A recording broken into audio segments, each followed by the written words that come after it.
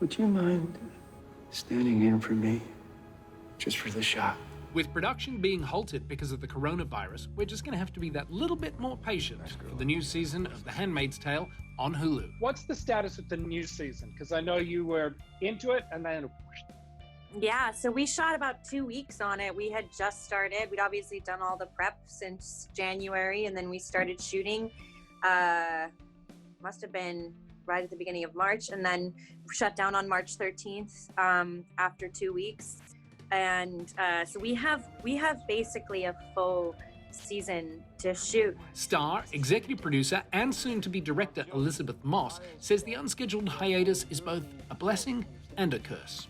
Is there a danger when you have scripts locked and you know what you're going to do and sort of it's done and ready to go, and now you've had 3 or 4 months of downtime? Is there a danger and temptation to go in and start tweaking the material and working on it because you've got a bit of time?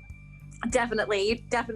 You definitely start to do this thing where you're like, because I prepped my whole episode, right? And I've got all my storyboards and I've got shot lists, and I've definitely had too much time to sit around going, is that the way that I should shoot it? Or is it better if I do that? Or maybe the scene is this. And it definitely, you have to kind of step back and trust your initial instincts. I'm good at my job is what happened. I was lucky enough before the big lockdown to spend a day or two with Lizzie directing her first episode on The Handmaids.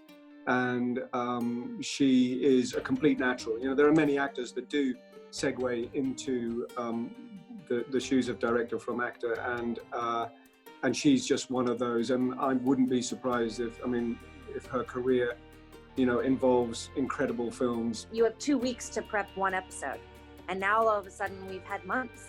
For her co-stars Joseph Fiennes and Ann Dowd, The Handmaid's Tale has given them roles of a lifetime. He is just pure evil in one sense, but to get your teeth into Fred, and there are parts of Fred that I really genuinely do not enjoy playing.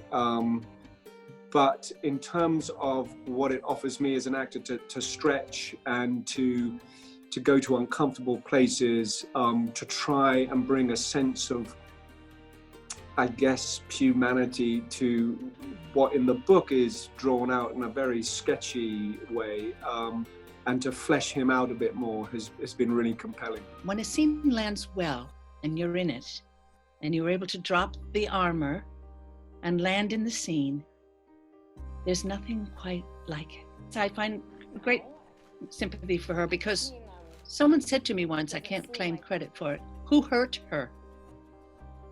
Because somehow if you can assume the role she assumes over time, something is off, something is closed down, let us say. Both Anne and Elisabeth have picked up Emmy statues for their performances, and both acknowledge what that recognition means for the show. Winning an Emmy was really, really fun. We make this show just as much for ourselves and our fans as anything else. Like, we value the relationship with the fans. We value, we feel deeply about these storylines. It means a lot to us. We really value that kind of recognition, The girl has to go home. So that she can get married off at 14? Season 4 of The Handmaid's Tale will premiere next year. No. In the meantime, catch seasons 1 through 3 on Hulu now. Doing that. On the red carpet is counting down to the Emmys. Join us as nominees are announced July 28th, and find out who wins the Primetime Emmy Awards September 20th on ABC.